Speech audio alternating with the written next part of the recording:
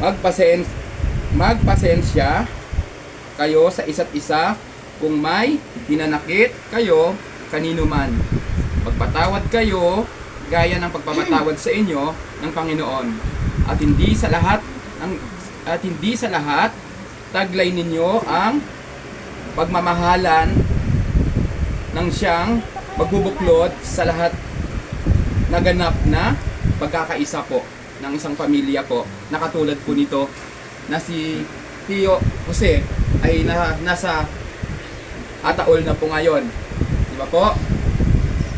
At hindi po natin talaga maitatanggi, hindi po natin kayang mapigilan yung pagdating sa buhay natin na isa po sa atin, pero wag naman po ngayon, lahat po talaga tayo ay kandidato din po. Magiging kandidato din po tayo dyan. Kaya wala pong pinipili sa kamatayan, bata, matanda. Pero po si Tio po ay 73. 73. Siya po ay pinagpala ng Panginoon dahil isa po siya sa nakaabot pa po ng 73. Amen. Kaya po isang regalo po na mabigyan po tayo ng buhay, na mahabang buhay. Sino po gusto ang mahabang buhay? Amen. Lahat. Amen. Meron po ba gusto na ahaba ang buhay? Amen. Lahat. Sa panahon po ngayon, hindi po talaga natin alam yung mga darating. Dahil malapit na po talaga darating si Jesus. Amen? Kaya hindi na po natin alam ito kung kailan. Kaya nga po, mayroon na mga pinapakitang signs po na sa bawat lugar, mayroon na pong umaatake na mga lindol, sunog, baha. So, kaya nga ito ay isang panawagan po ng Panginoon sa bawat isa sa atin na nawa po ang bawat isa sa atin na narito sa gabing ito ay mabigyan po natin ang halaga yung salita po ng Panginoon. Amen po ba yon? Amen. Gusto niyo po bang marinig ang salita ng Panginoon? Amen. Praise God. Maraming salamat po. So, sa isang tahanan ay gusto ng Panginoon na mayroong kapayapaan. Bago po ang lahat, hindi po namin sinishare yung Word of God dahil baka isipin nyo kung ito ay reliyon. Wala po tayong reliyon na pag-uusapan, kundi ang ating pag-uusapan po ay tunay na relasyon sa Panginoon. Amen? Same din po dito kay Tio Jose, na sa isang pamilya po ay dapat meron tayong tunay na relasyon sa ating mga magulang. Amen? Lalong-lalo po sa Panginoon. Amen? So, lahat po tayo, sabi nga dito, dapat po talaga tayo ay magkaroon po talaga ng pagkakaisa sa pamilya. Maaring dito po, di naman po namin alam kung ano po ang sitwasyon, pero ito po ay nais ng Panginoon na iparating sa atin na kung ano man po yung mga naranasan natin ngayon, kung ano man yung mga pangyayari na katulad po nito, na mayroon pong talagang kalungkutan po na nangyari sa pamilya, ay kailangan talaga pong willing po tayong tanggapin po yung kanyang hangganan. Lahat po tayo may hangganan ang buhay. Amen?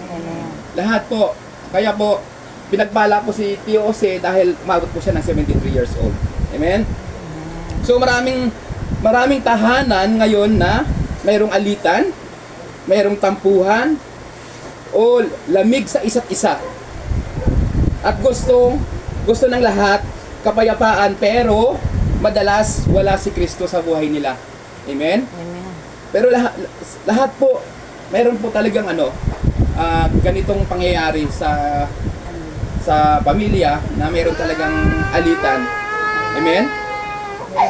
Pero dito po wala naman po, in Jesus name. So sa ako po bilang isang po ako sa kuya sa kaming mga magkakapatid po.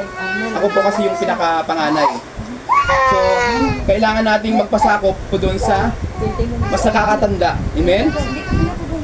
Kasi po yung authority kung sino po yung mas nakakatanda, andun po dapat yung pag-respect natin.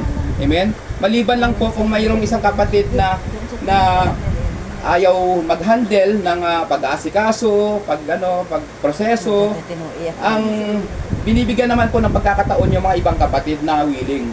So, sa ganitong sitwasyon, mayroong mga panganay na dapat, kung ano ang gusto ng panganay, yun po dapat ang masusunod. Amen? Hindi po ito tinitingnan porque ikaw ay bunso. Gusto mo ikaw na lang magproseso. Gusto mo ikaw na lang ahawak ng tong. May nagsasabi ba? Meron? Wala. Kung meron, ganun po kadalasan na meron po talagang gustong humawak.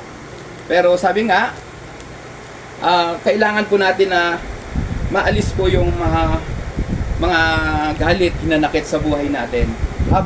Habang sabi nga, habang nandito pa si Tio Jose, dapat nakikita niya yung kanyang mga anak po na nagkakasundo, nagmamahalan, nagpapatawaran. Amen? Amen. Maaring kung mayroon man siguro alitan sa magkakapatid, kailangan nating accept na magpakumbaba tayo, humingi tayo ng tawad. Same din po sa mga tiya po. Baka masama ang loob mo kay Tio Jose. Hindi oh. Nagtawaran na kami doon pa. Amen. So lahat po tayo, sabi nga habang nakapiling pa natin siya ngayon, ay dapat po talaga na ibigay na natin ng todo. Amen? Yung pagpahingi po ng tawad sa mga kapwa natin na nasaktan natin, yung kapwa natin, lalo na sa mga magkakapatid, sa magulang. Sabi po dito, sa Episo po, pangalawa, una po, si Kristo ay dapat ulo ng tahanan. Si Kristo po ay ulo ng tahanan. Amen? Same din po sa church. Si Kristo po talaga dapat. So, ganun din po sa pamilya natin. Dapat po si Kristo po yung nagahari sa tahanan natin. Amen? Kasi po, ang tatay ay ulo ng tahanan. Tama? Kasi si Tia Susan, dahil wala na si Tio Jose, siya na po ngayon yung Ilaw. Ilaw siya at na saka po ano, yung haligi. kumukuha po ng responsibilidad po. Tatay sa kain. Tama po? Yung responsibilidad bilang tatay. Tinapay. Kaya po, ganun din po kung meron po siyang mga anak na kukuha ng responsibilidad ni Tia, yun po yung magiging padre di pamilya. Amen? Na magsusuporta. Amen? So dito po sa una, ang pamilya ay disenyo ng Diyos, hindi ng tao. Amen? Ibig sabihin po, special po yung buhay natin.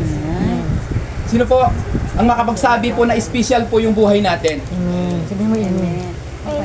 Sa likod po, sino po makapagsabi na special po ang buhay natin sa Panginoon? Amen. Hindi po special Special. si Lord sa buhay natin? Special. Amen. Kasi po tayo, gusto ng Panginoon na bigyan talaga natin ng halaga yung kanyang salita na napakinggan natin po ngayon. Hindi po tayo narito para dahil lang makita natin kung ano yung mga nagaganap, kundi makita natin at maiparamdam natin sa mga namatayan na isang pamilya, nandun po ang suporta natin. Amen? Amen. Hindi po ito dahil meron kang malaking ibinigay financially, kundi maiparamdam natin sa pamilya na mahal po natin sila. Amen. Amen? Mahal na mahal po ba natin si Tio Jose? Amen. Sobra. Mamahalin din natin yung pamilya ni Ate Tia Susan. Amen? Amen. Praise God.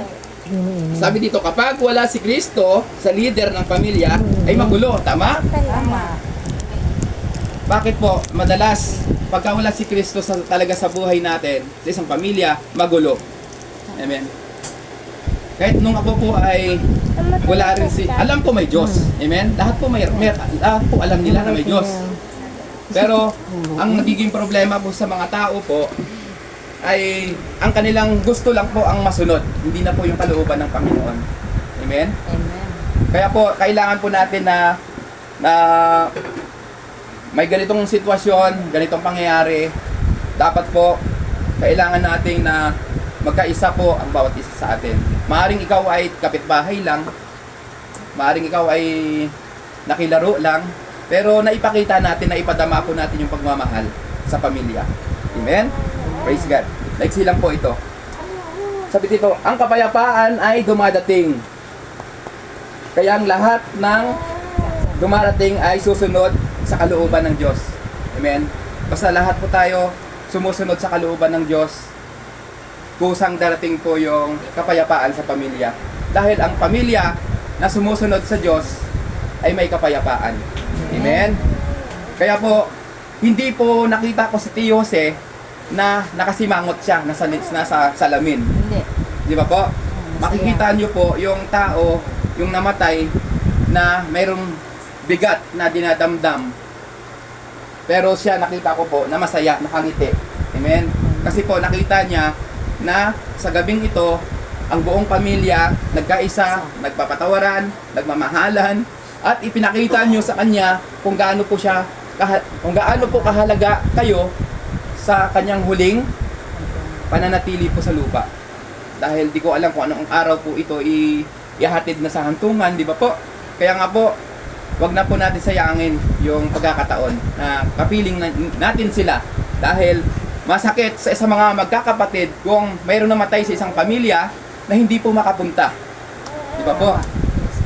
Kaya hindi na po natin mapilit siguro yung mga ibang kapatid, no, hindi makarating. Ako lang nagkapunta dito. Pero si Lord na lang po ang bahala po, no, sa mga gagawin po niya. Amen? Sabi dito, ang tahanang walang gabay ni Kristo ay parang bangkang walang timon. Ganun po ang isang pamilya. Kaya nga dapat pagka tayo po ay isang bangka o isang pamilya, dapat nakasentro po si Jesus sa buhay natin.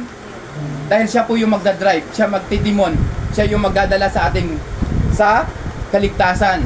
Siya po magdadala sa kapayapaan. Amen?